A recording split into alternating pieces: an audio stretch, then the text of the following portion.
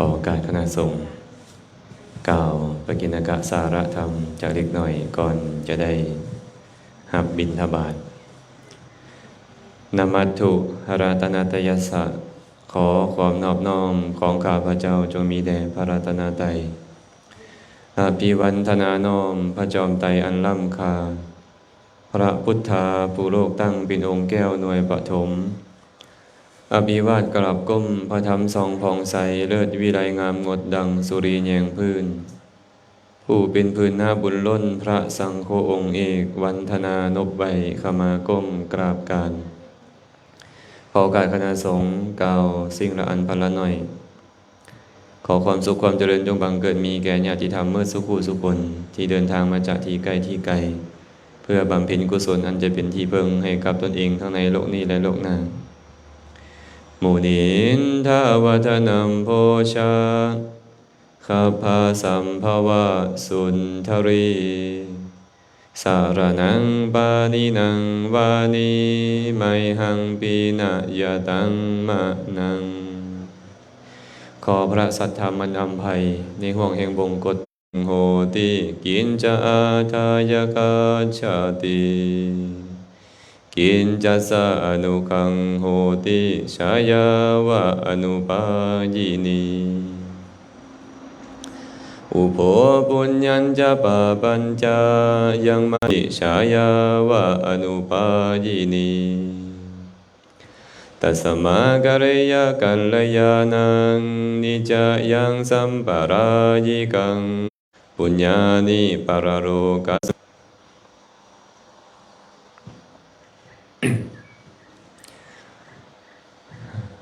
พุทธพจน์ที่นำมากล่าวนี่ก็มีปรากฏอยู่ในพระสุตตันตปิฎกอัตตานันเจปิยังชัญญานะนางปาเปนะสังยุเชนะหิตังสุระพังโหติสุขังทุกตะการินาเป็นต้นก่อนจะได้อธิบายขยายความพุทธพจน์เบื้องต้นก็ขออนุโมทนาบุญนำญาติธรรมเมื่อสุขุสุคนที่สละเวลามาห่วมกันบำเพ็ญทักขินาทานเจริญกุศลอันจะเป็นที่พึ่งให้กับตนเองทั้งในโลกนี้และโลกหน้าเมื่อนี้ก็ทางแม่ถนอมจิตแม่นบ่เธอถนอมจิตได้เนาะทางภรรยาท่านประธานเลขาพรรคแขวงขมวนนะก็มาห่วมนำหน้าพาทางตักบาตรญาตินำในมือนี้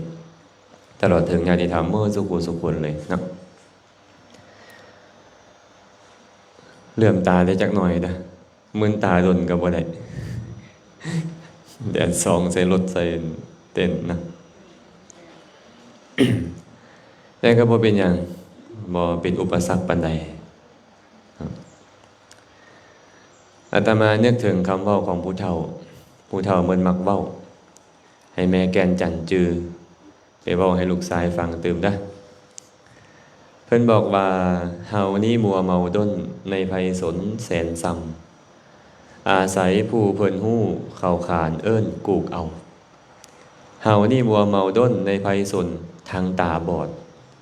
อาศัยผู้เพิ่นฮู้เข้าดึงเข้าใส่หอมทางจังได้เห็นกระบวนเบื้องทางสีลงหาหอมจังได้เห็นบอนเบื้องทางเลี้ยวบอนสีตนเดโนคำว่าของเพิ่นนี่ก็มีความหมายลึกซึ้งนะเพิ่นบอกว่าเฮานี่มัวเมาด้นในไผศาลแสนซ้ำเด้ออาศัยผู้เพิ่นฮู้เข้าขานเอิ้นกูกเอาคันเทียบกับคนที่บ่ฮู้ทางไปถึกเอาไปปล่อยทิ่มไว้ดงใหญ่เป็นตาสิฮู้ทางง่ายๆบ่ง่ายเนาะอาตมานี่เป็นนักเที่ยวภูเขาควายนะเอิ้นว่านักเที่ยวเด้อเขามักเอิ้นบาทุดงค์แต่อาตมาเอิ้นว่านักเที่ยว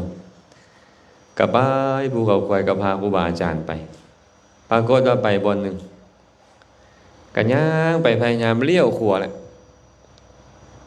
เลี้ยวขวาไปบักคักๆได้ย่างไปย่างมาแล้วซอดบ่อนเก่าเอ้ามันเป็นจังได๋อันนี้นะเลี้ยวหนีแล้วเด้เลี้ยวหนีคักๆนี่แหละ ม่นไปม่นไปม่นออกบอนเก่าโอ้จือได้เครื่องหมายขีดไว้บอนเก่านี่มันมาบอนเก่าได้จังใดฮู้เลยบัดนี้ว่าโอ้คนที่เขาลงป่าลงดงนี่นะมันเป็นแบบนี้เด้ทั้งๆที่เขาก็พยายามออกแล้วเด้บ่ไปทิศเก่าแล้วไปทิศใหม่แล้วแต่มันยังเวียนมาออกบอนเก่าได้เอออาจารย์เขาก็เอิ้นใส่มันบอนเก่าตัวเนี่ยสิบอนเก่าจังได๋อาจารย์พาพวกเจ้าเลี้ยวออกแท้ออกมาแล้วบ่บอนเก่าจังได๋เด้บ่อนเฮานั่งพักเมื่อกี้นี่นะมีหอยหมายไว้จบดีเออก็เลยมาคิดใส่คำเว้าของผู้เฒ่าเพิ่นเว้านี่แหละเฮานี่มัวเมาด้นในภัยสนแสนซ้ำบ่ฮู้อิหยังเลยเนาะอาศัยผู้เพิ่นฮู้เข้าขานเอิ้นกูกเอาคันได้ยินเสียงเอิ้นเป็นจังไดไม่ออกม่วยมาพี่เด้อมาพี่เด้อทางอยู่พี่ทางนี้เป็นทางดีบ่มีน้ำบ่มีตอบ่มีของมีคมบ่มีสัตว์ร้ายบ่มีอมนุษย์บ่มีผีมีสางมาพี่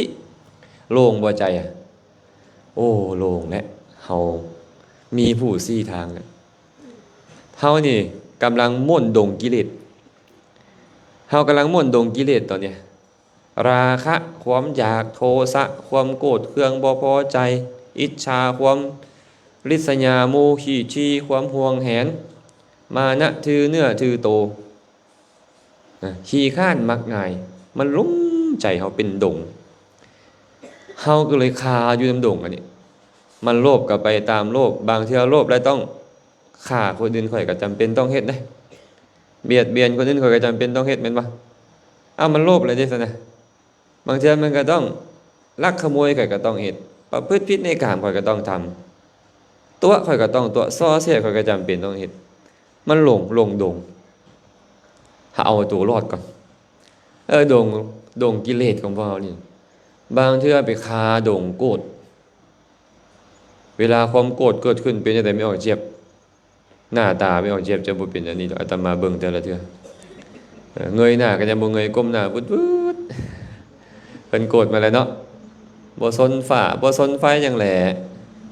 บ่ภาษาสำนวนบ้านเฮาก็เอิ้นว่าบ่สนหน้าอินหน้าผมหันโกรธขึ้นมานี่เฮาคาดงตัวเนี้ยมันก็เลยพาเฮาไปแต่บ่อนทุกข์บ่อนยากคืออบายทุกขติวินิบาตนรกบางเทื่อคาดงขี้ที่ไปเด้อไปให้ทานนำค่อยเด้อคาแล้วเพิ่นว่าคาอีหยังล่ะคาเบิ่งหนังคาเบิ่งซีรีส์โอ้มันคาเท่านี้นี่วะนี่อันพาไปเฮ็ดบุญกุศลนี่ไอ้ดงเนาะดงขี้ที่ในความจริงแล้วบ่อยากจะให้ทานขี้ที่บางเทื่อดงอิจฉาเห็นหมู่เฮ็ดดีแต่บ่ได้หมู่ได้ดีมีสุขแต่บ่ได้อันนี้ก็พอแห้งอันนี้พยายามเบียดเบียนหมู่ไอ้ดงอิจฉานี่ก็ได้โอ้หมอนี่สิลื่นเฮาแหละเพิ่นอุปมาไว้จังซี่คนสองคนกำลังสร้างตึกหมู่บ่สร้างสูงกว่าตัวเอง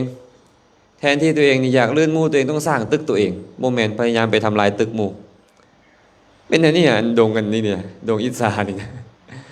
เอาคันอยากลื่นหมู่ก็ต้องผลักดันตัวเองแม่นบ่เฮ็ดตัวเองให้เพิ่มขึ้นแต่บ่แม่นอิจฉามันมีลักษณะแบบนี้ญาติโยมกำจัดตัดหอนความสุขความเจริญของคนอื่นนี่โด่งนี่นะโด่งกิเลสของพวกเฮานี่เพิ่นเลยบอกว่าเฮานี่มัวเมาด้นอยู่เด้อบ่ฮู้สำนักว่าตัวเองเฮ็ดผิดเนี่ยบ่ฮู้สำนักว่าตัวเองบ่ดีนะตอนเนี้ยแม่นหรือบ่แม่นไม่ออกพี่โอ้ยคันคนพาลเขาฮู้ว่าเขาเป็นพาลเขาก็เป็นบัณฑิตเบิดแล้วพระพุทธเจ้าเลยเว้าไว้แบบนี้ว่าโยพาโลมัญญติภลยังปันดิโตวาปิเตนะโซพาโลจะปันดิตะมานีสเวพาโลติวุจติบุคคลใดเป็นพาลเป็นคนโง่เขลาเป็นคนบ่ดีฮู้ตนว่าตนเองเป็นคนบ่ดีแท้เขาจะเป็นบัณฑิตได้เพราะความฮู้นั้นตราบใดก็ตามเจ้ายังบ่ฮู้ว่าฆ่าสัตว์นี้มันบ่ดีลักทรัพย์นี้มันบ่ดีประพฤติผิดในกามมันบ่ดีเว้าตัวมันบ่ดีเป็นต้นนี่เจ้าจะบ่เซาเฮ็ดและบ่อยากจะเซาเฮ็ดพร้อม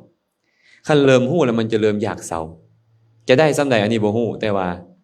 มันจะเริ่มอยากเซาพุทธเจ้าเลยบอกว่า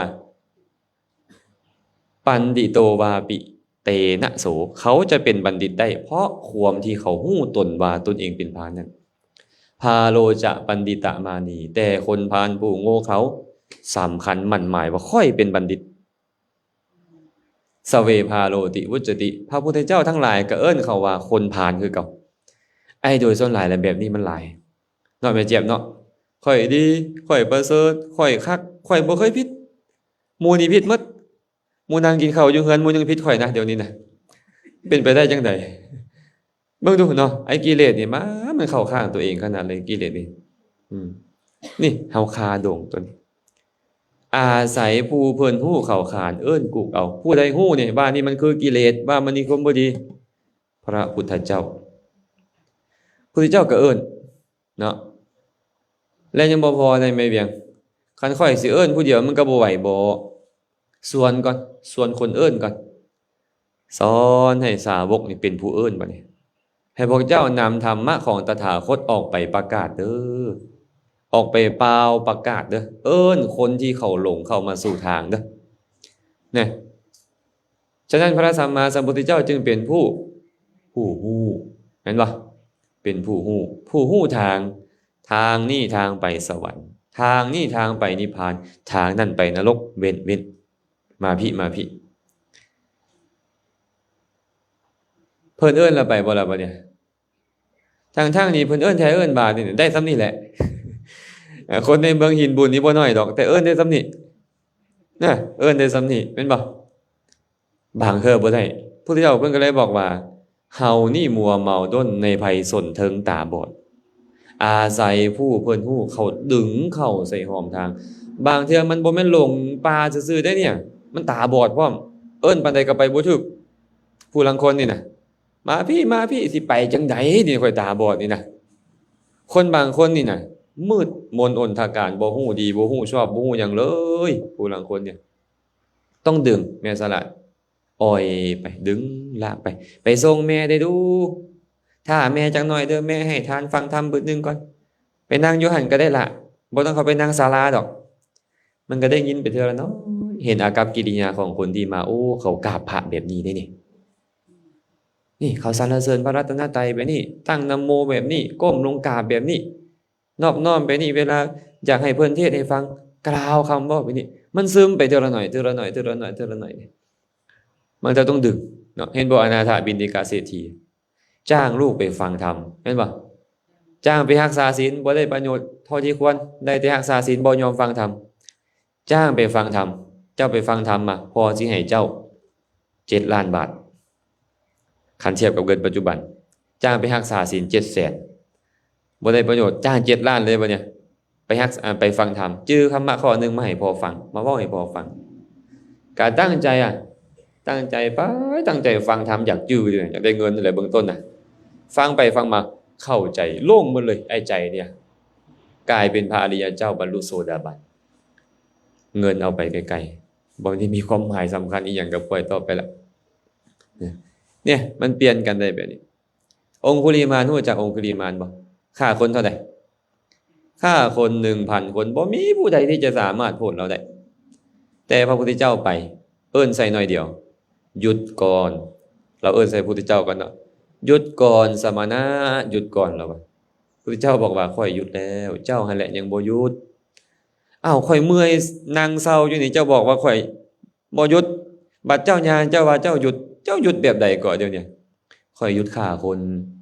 หยุดฆ่าสัตว์อื่นแล้วบ่มีเหงื่อเปื้อนด้วยเลือดแล้วค่อยมีจิตใจอีดูกูนานี่คนอื่นเจ้าหยุดอยู่ก็จริงแต่ความคิดจะฆ่าเจ้าบ่อยู่นี่เจ้ายังมีความคิดจะฆ่าความคิดจะเบียดเบียนยังมีมือเปื้อนด้วยเลือดเดี๋ยวเจ้าสิซื้อว่าหยุดได้จังได๋ก็ฟังเท่านี้แม่เพียง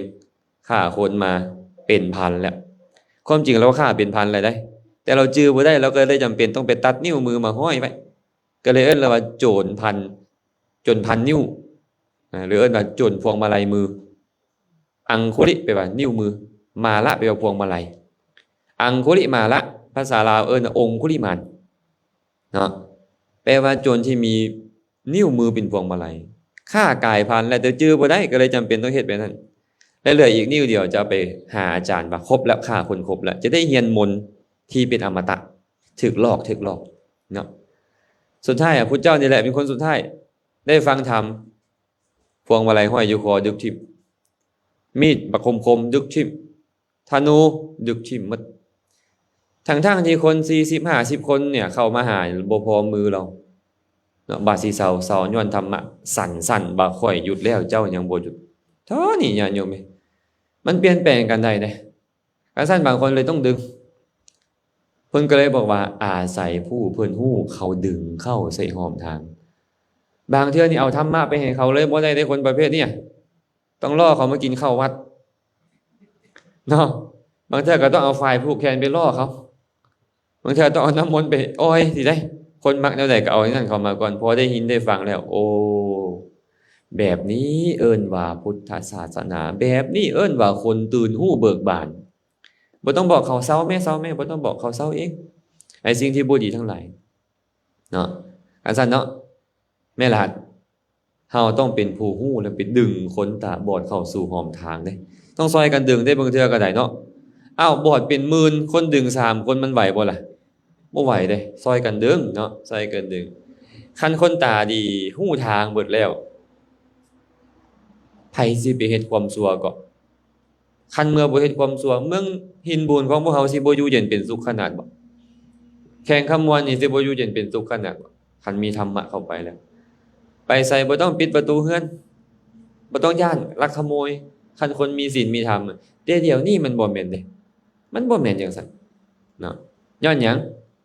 ย้อนผู้ดึงน้อยผู้ดึงน้อยอันผู้ทำลายตามันหลาย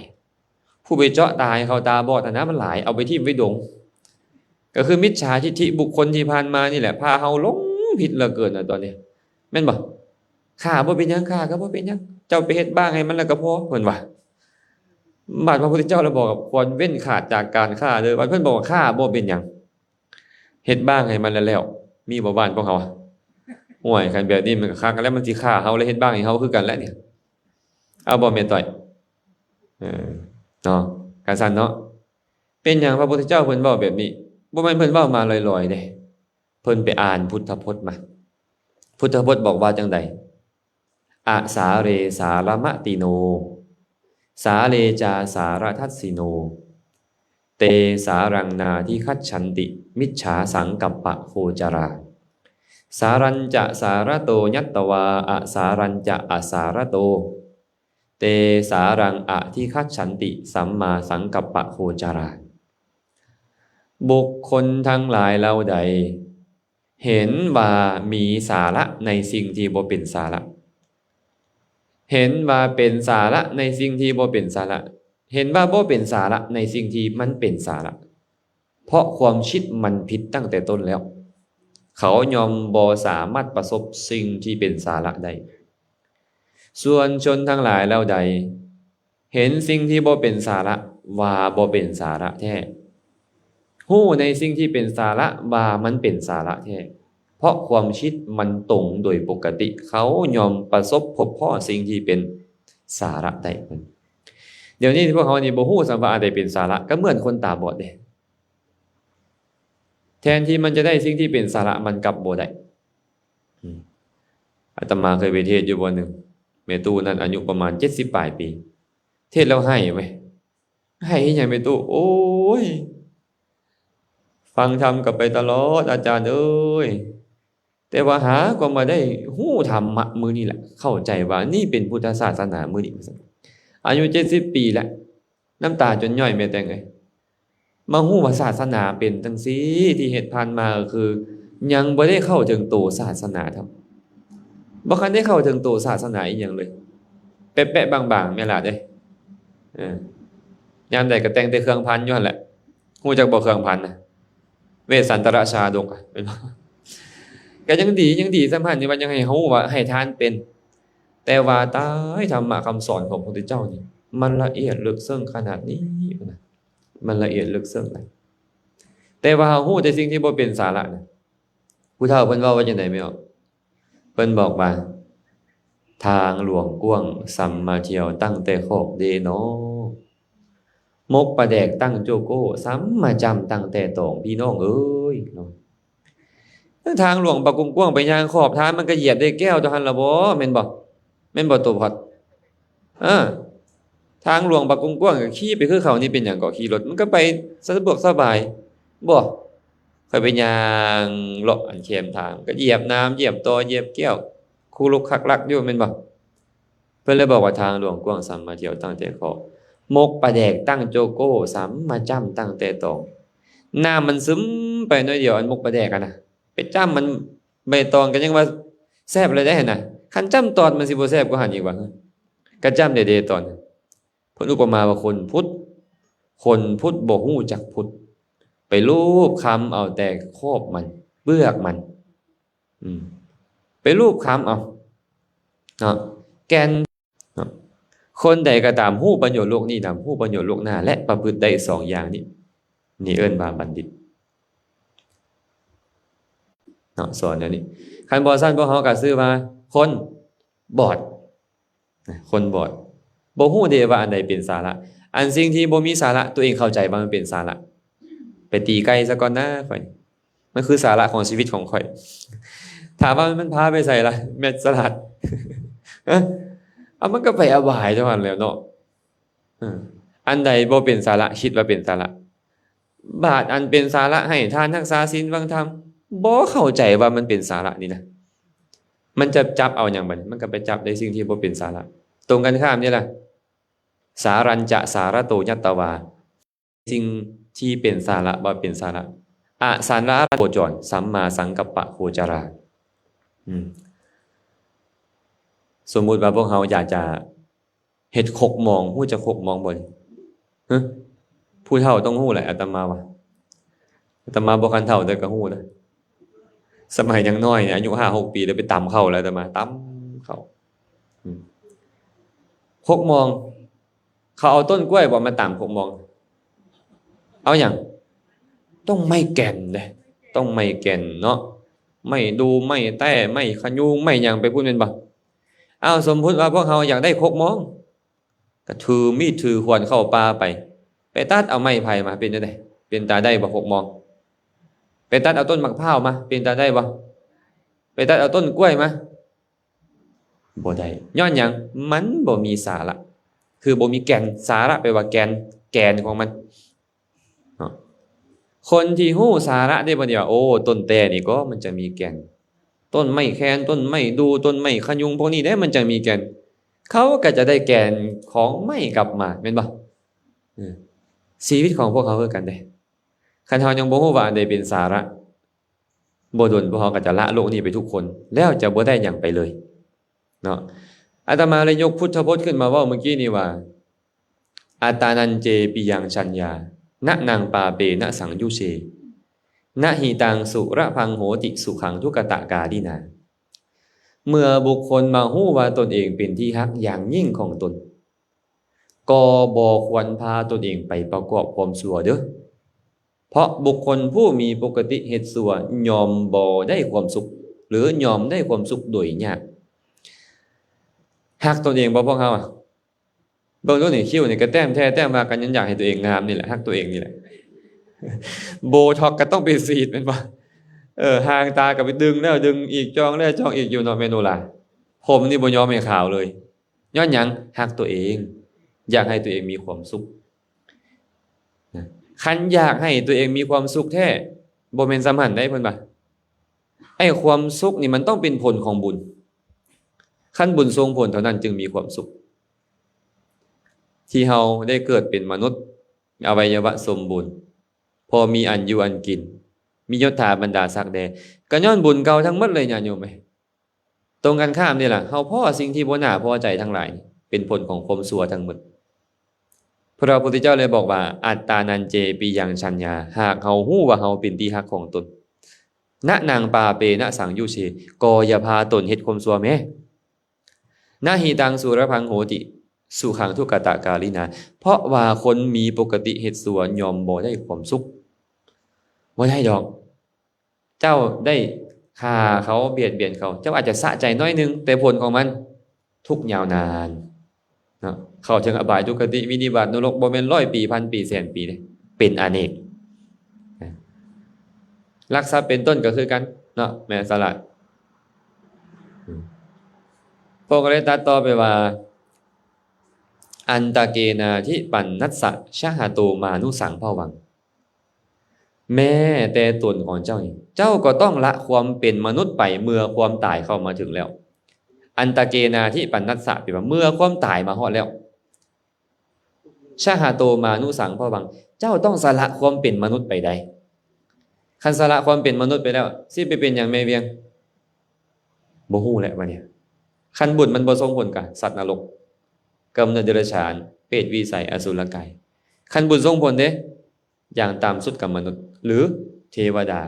มีโอกาสพ่อบัณฑิตฟังธรรมบรรลุมรรคผลนิพพานไปปิดประตูอบายไปแต่ว่าเฮาทุกคนต้องละแม่เพียงนี้สิไปบ่เนี่ยไปจะแม่เพียงสิถามคือแล้วอาจารย์ได้บ่ไปวะไปนางอยู่นี่ไปเบิดนะตั้งแต่ผู้เล็กเด็กน้อยจนฮอดผู้เฒ่าผู้โอไปเบิดสัตว์สาวาสิ่งก็ไปเบิดคือกันแต่อันนี้เฮากำลังเว้าถึงความเป็นมนุษย์ผู้มีสามัญสำนึกสัตว์เดรัจฉานเขาบ่มีสามัญสำนึกอีหยังเด้อาตมาเลยมักสอนญาติโยมสอนครูบาอาจารย์ตลอดว่าอย่าเฮ็ดตัวเหมือนกับสัตว์เดรัจฉานการเฮ็ดตัวเหมือนกับสัตว์เดรัจฉานชีวิตของเจ้าก็บ่ได้ประเสริฐหยังเลยครูบาอาจารย์ชื่อได้เมื่อละคาถาอาตมามักเอามาเว้าโภชนังเมถุนังนิทธาคะเวโปเสจะวิชติวิชชาวิเศโสโปสัสสะตังหิโนโคสมุพะเวไม่ออกหน่อยจื่อเด้อโภชนังแปลว่าการกินเมถุนังการสืบพันธุ์นิทธาความหลับนอนทั้งคนและงัวควายมีซ้ำกันคันไม่ออกเป้าแค่กินเป็นนอนเป็นสืบพันธุ์เป็นซ้ำกับควายมันก็กินเป็นกินหญ้าซุมื้อแม่นบ่แม่ออกนอนเป็นบ่ควายเป็นสืบพันธุ์เป็นบ่เป็นคันเฮาได้ซ้ำนี่มันต่างหยังล่ะจากงัวจากควายบ่ได้ต่างเลยเด้ต่างแต่ว่าเจ้าอาจจะกินดีกว่างัวควายกินสิ้นกินไข่เป็นแม่นบ่แต่งอยู่พอกินเป็นต่างกันซ้ำนี่นึงดอกแต่ก็คือกินเข้าไปทายออกเป็นอุจจาระคือเก่าถูกบ่เพิ่นเลยบอกว่าวิชชาวิเศโสโปสัสสะตังหิโนโคสมุพะเววิชชาความรู้สาระของชีวิตต่างหากเด้อเฮ็ดให้คนต่างจากงัวจากควายพิเศษกว่างัวกว่าควายถ้าคนเฮามีแค่3อย่างมันก็ต่ำ3เหมือนงัวเหมือนควายนั่นแหละโอ้ยบ่เป็นตาดีดตัวเองขึ้นได้บ่เฮานี่ยังคืองัวคือควายอยู่ได้นี่เนาะอันนี้บ่ได้เว้าให้ผู้ใดได้เว้าฮอดตัวเองพุ่นเด้อคันแค่มีแค่3อย่างกินสืบพันธุ์นอนก็บอกตัวเองแย่งแม่นแล้วก็ควายว่าสินะแย่งแม่นแล้วบอกตัวเองเด้อควายมันก็เป็นว่าสิมื้อนี้เจ้าต้องมีความรู้เด้อวิชาต้องเกิดขึ้นเด้อสาระของชีวิตเจ้าต้องรู้เด้อต้องเตือนตัวเองแบบนี้เด้เนาะฉะนั้นพวกเฮานี่นะสุดท้ายแล้วต้องตายละความเป็นมนุษย์ไปเบิดถ้าพวกเฮาบ่มีวิชาความรู้บ่มีความเข้าใจในชีวิตดำเนินไปบ่ถูกต้องเลยให้ค่าเนาะพระพุทธเจ้าก็เลยตั้งคำถามขึ้นมาว่ากิงหิจัสสะสกังโหติกินจะอาทายะคัจฉติกินจัสสะอนุคังโหติฉายาวะอนุปายินีเมื่อเจ้าจะละความเป็นมนุษย์ไปนี่นะแม่นหยังเป็นสมบัติของเจ้าให้ตั้งคำถามขึ้นมาเจ้าจะเอาหยังไปได้แดแม่นหยังจะตามเจ้าไปเหมือนงัวตามตัวเจ้าไปแม่แกนจันเคยถามตัวเองว่าแม่นหยังน้อเป็นสมบัติของข่อยแหวนเพชรนี่บ่แลมโบกินีอยู่เฮือนนั่นบ่คฤหาสน์หลังงามนี่บ่ที่ดินหลายพันเฮกตาร์นี่บ่หรือว่าแค่ความรู้สึกนี่จะตามข่อยไปเคยเห็นบ่ล่ะคนเอา Lamborghini ไปขี่นำอยู่นรกอ่ะนะอยู่โลกหน้ามีบ่แถวบ้านใดบ่มีดอกแม้แต่ท้าวพญาผู้ทรงแม้แต่ประธานาธิบดีผู้เลิศเลอในโลกสุดท้ายจนบ่มีคนสิจือเนาะว่าเคยมีในโลกนี้แม่นเลยบ่แม่นเอาหยังไปได้ล่ะชื่อเสียงเกียรติยศบ่ทรัพย์สมบัติบ่มีแม้แต่น้อยเลยเพิ่นก็เลยให้ถามตัวเองเด้กิงหิตัสสะสกังโหติแม่นหยังเป็นสมบัติของเจ้ากินจะอาทายะคัจฉติเจ้าจะถือเอาอีหยังไปนำได้กินจัสสะอนุขังโหติแม่นหยังจะตามเจ้าไปฉายาวะอนุปายินีเหมือนเงาตามตัวเจ้าไปเอามวยถามดูเด้อถามตัวเองดูจะแต้มคิ้วตอนไหนถามตัวเองก็เลยเจ้าเอาหยังไปได้เด้แม่นหยังเป็นสมบัติของเจ้าคิ้วมันจะได้ครึ่งนึงบ่เนี่ย ก็โอ้สาระของชีวิตมันน่าจะหลายกว่าการแต้มคิ้วนี่เขาจะคิดได้ปะเนี่ยรักษาศีลอุโบสถมื้อนี้วันศีลมันจะคิดได้มันบอกนี่เป็นสาระของชีวิตเนี่ยเอามื้อนึงก็สิแต้มที่ดอกคิ้วนะแต่มื้อนี้วันศีลรักษาอุโบสถก่อนอันนี้นี่บ่แม่นเว้ามวนๆได้ดิเว้าให้เห็นแท้ๆว่าสาระของชีวิตมันน่าจะหลายกว่านี้เนาะพระผู้มีพระภาคเจ้าก็เลยตรัสว่าอุโภแปลว่าทั้งสองปุญญัญจะบุญแดปาปัญจะบาปแดยังมัจโจกุรุเตอิทะที่คนผู้เป็นมนุษย์เฮ็ดไว้ในโลกนี้ตังหิตัสสะสกังโหตินั่นแหละเป็นสมบัติของเขาตันจะอาทายคัสติเขาจะถือเอาบุญและบาปนี้ไปตันจัสสะอนุขังโหติเขาบุญและบาปทั้งสองนี่จะตามเขาไปฉายาวะอนุปายินีเหมือนเงาตามตัวไปฉะนั้นแสงสว่างเกิดขึ้นยามใดเงาปรากฏยามนั้นแสงสว่างน้อยเงากับปรากฏน้อยแสงสว่างหลายเงากับปรากฏหลายชั้นใดบุญบาปคือคู่เคียงเงาไปเลยแม่ลาดเคยได้ยินผู้เฒ่าเพิ่นเว้าบ่อันว่าบุญบาปนี่คือคู่เคียงเงามันหากอยู่นำเฮาอยู่สู่วันบ่มีเว้นยามเอาพามันเล่นพามันเต้นแล่นพามันแอนฟ้อนเงานั่นก็แอนตามยามเฮานางย่องย่อเงากะนางลงตามยามเฮาเอนหลังนอนก็เอนนอนลงด้วยยามเมื่อเฮาลงห้วยขึ้นเขาไลลันผ่านด่านฟ้าผ่าล้านด่านเขาเงากะติดตามต้อยตามห้อยพันธนังบ่มีวันจะไกลห่างเหินกันได้สันใดบุญบาปนั่นก็คือกันดังว่ามันหักติดตามก้นตามส้นผู้กระทำแท้แล้วผู้เฒ่านี่เขาไปเรียนธรรมะมาแต่ตอนใดเขาคือฮู้กว่าเฮาอีกนี่นะเนาะแสดงว่าผู้เฒ่าบ่แม่นคนปึกหนาได้ไม่ออกเลยเป็นนักปราชญ์ได้เป็นผู้ฮู้ผู้แตกฉานในพระไตรปิฎกแต่เปลี่ยนคำเว้าจากคำเว้าพระพุทธเจ้ามาเป็นคำเว้าของตัวเองให้ลูกหลานจื้อง่ายเข้าใจซื่อๆพระเจ้าก็บอกว่าฉายาวะอนุปายินีบุญบาปไปคือเงานี่นะเพิ่นก็เว้าคือกันเนี่ยบุญบาปคือคู่เคียงเงาเพิ่นก็เว้าคือและอธิบายพร้อมเงานี่เป็นจังได๋ล่ะเจ้าไปไสมันไปนำเพิ่นอธิบายไว้เจ้าสิเข้าภูเขาบ่เข้าถ้ำบ่หรือไปไสมันไปตามหมดชั้นใดบุญบาปก็คือกันมันจะติดตามตัวเฮาไปแม้สลัดทรัพย์สมบัติที่เฮามีอยู่ในปัจจุบันนี่บ่โดนพวกเฮาละไปเบิดนายกรัฐมนตรีก็ตายไปหลายแล้วประธานประเทศก็ตายไปหลายแล้วเนาะประธานาธิบดีก็ตายไปหลายแล้วคนทุกอย่างอนาถาก็ตายไปหลายแล้วก็บ่ได้ยินข่าวจักเทื่อว่าโอนทรัพย์นั่นไปเป็นของตนในโลกหน้าบ่มีเลยสุดท้ายตายเป็น100 ปีหมู่ยังเป็นคนพ่อฟังคำไว้นี่เห็นป่ะอันนี้จงไว้หั่นผู้ใดเอาไปใช้ต่อก็ผู้อยู่หลังนี่แหละพวกเฮาก็ต้องมาฮู้แล้วบัดเนี้ย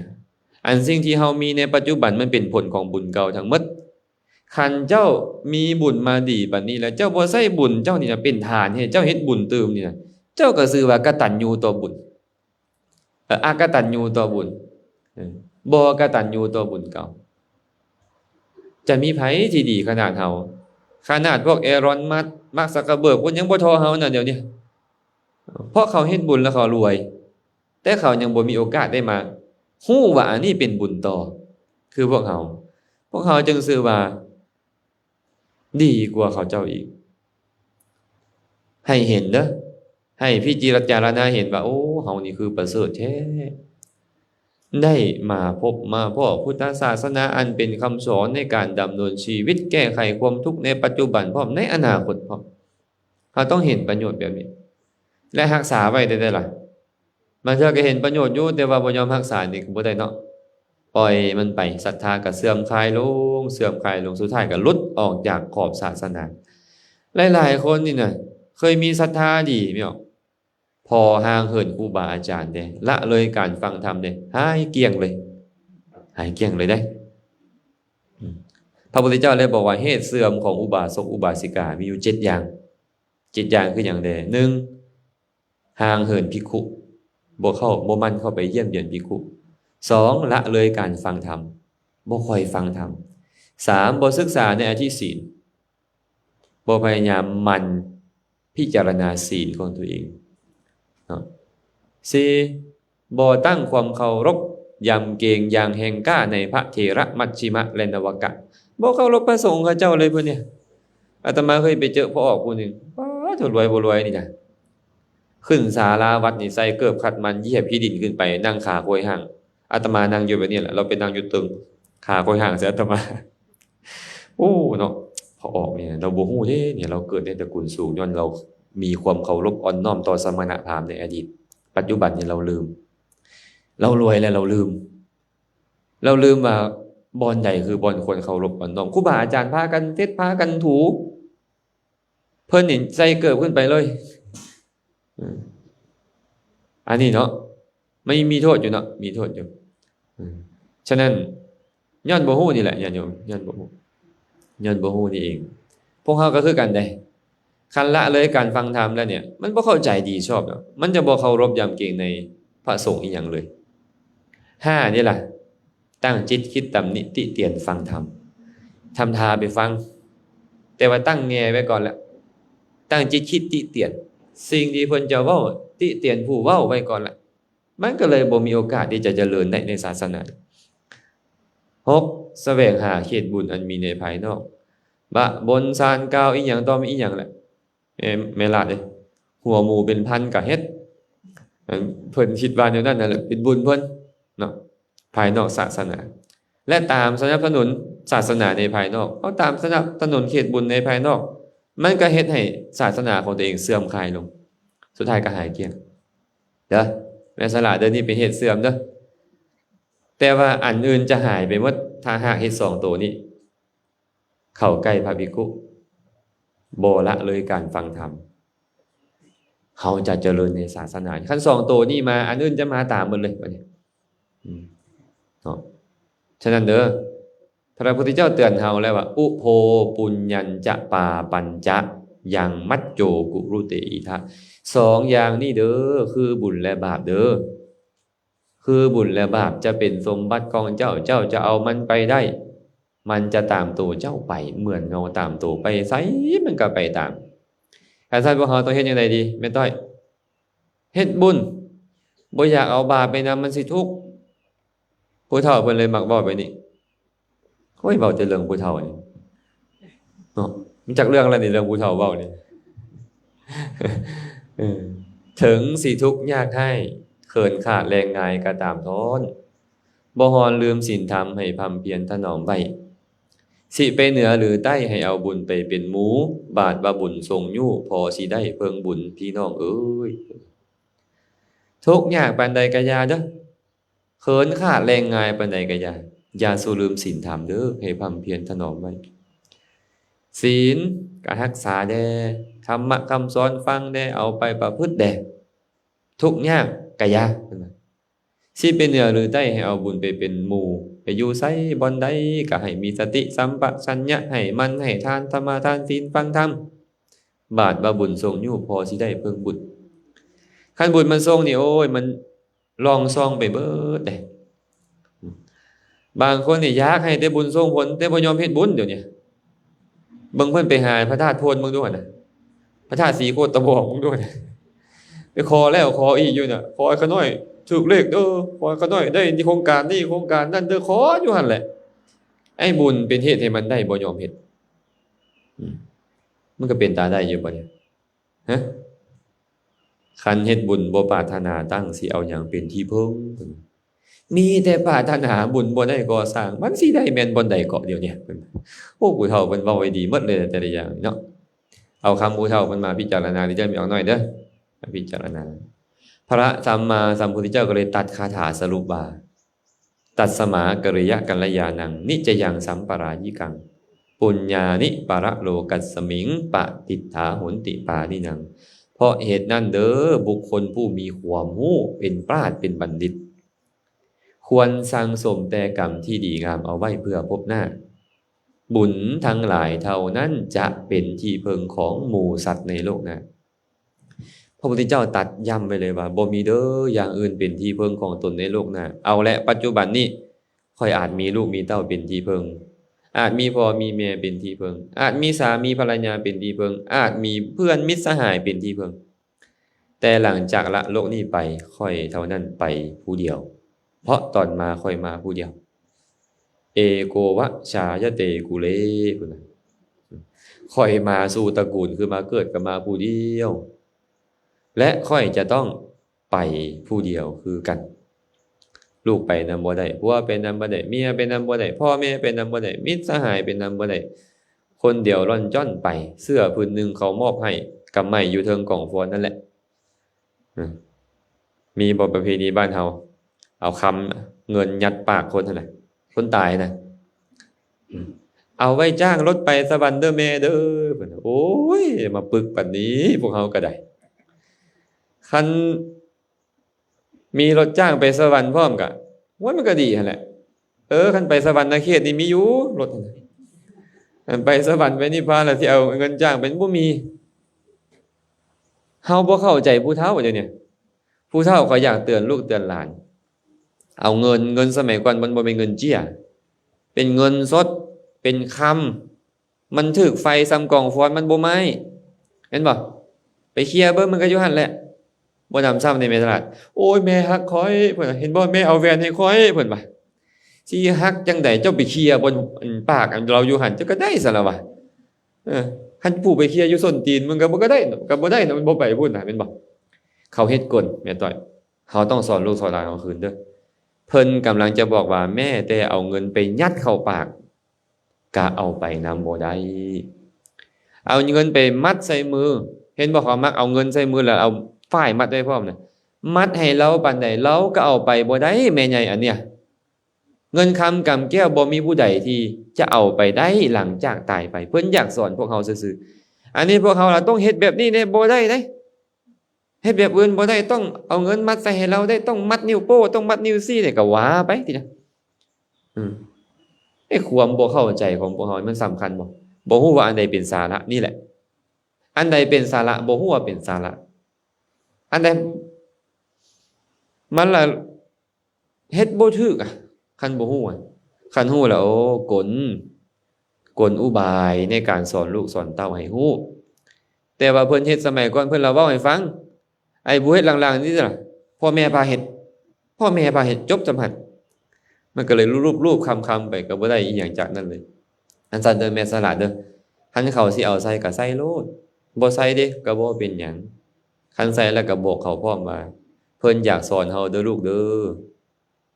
ว่าคนตายคาบคำไปก็คาบไปบ่ได้เท่านั้นแหละเพิ่นอยากสิสัจธรรมของชีวิตว่าคนตายเอาหยังไปบ่ได้ซื่อๆคันซั่นต้องเฮ็ดจังได๋ล่ะพวกเฮาเฮ็ดแต่กรรมที่ดีงามเพราะบุญเท่านั้นเป็นที่พึ่งของหมู่สัตว์ในโลกหน้ามื้อนี้เป็นมื้อหน้าของมื้อวานแม่นบ่แม่นบ่มื้ออื่นจะเป็นมื้อนี้ของมื้อหือพอไม่ออกสับสนรถอาตมาบอกจังซี่คือกันเลย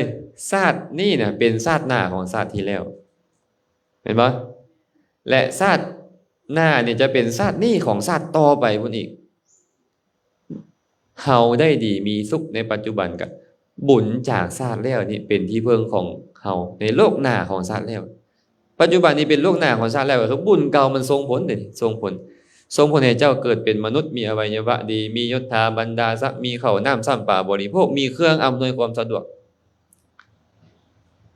แต่ว่าบุญมันก็เหมือนข้าว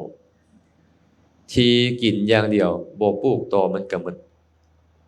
พวกเฮาคือกันได้เฮากำลังเสวยผลของบุญเก่าเดี๋ยวนี้แต่ถ้าหากเฮาบ่ยอมปลูกบุญใหม่ก็เตรียมตัวลำบากในอนาคตคือกันเนาะ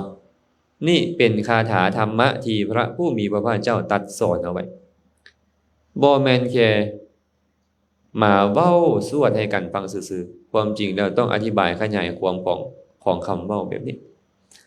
นะเนาะก็บางวาญาติธรรมคงจะพอได้คติเตือนใจจากเล็กน้อยในพุทธพจน์ที่พระสัมมาสัมพุทธเจ้าตรัสไว้เนาะก็คงจะบ่ได้บอกอีหยังลงหลายภายมาก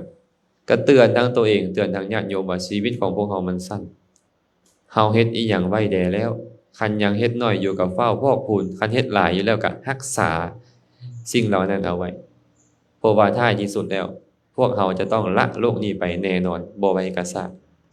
เอาล่ะเนาะก็คงจะพอสมควรขอจบการกล่าวธรรมะลงเพียงเท่านี้ขออนุโมทนาบุญน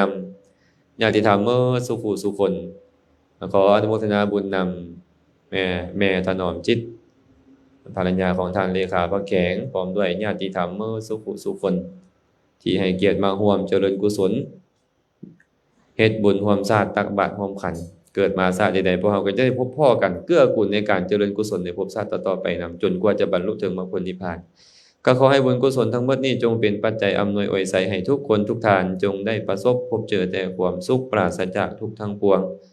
หากปรารถนาสิ่งหนึ่งประการใดอันเป็นไปในทางที่ชอบประกอบด้วยธรรมแล้วก็ขอให้ความปรารถนาของทุกคนทุกท่านจงสำเร็จโดยทั่วกันเทอ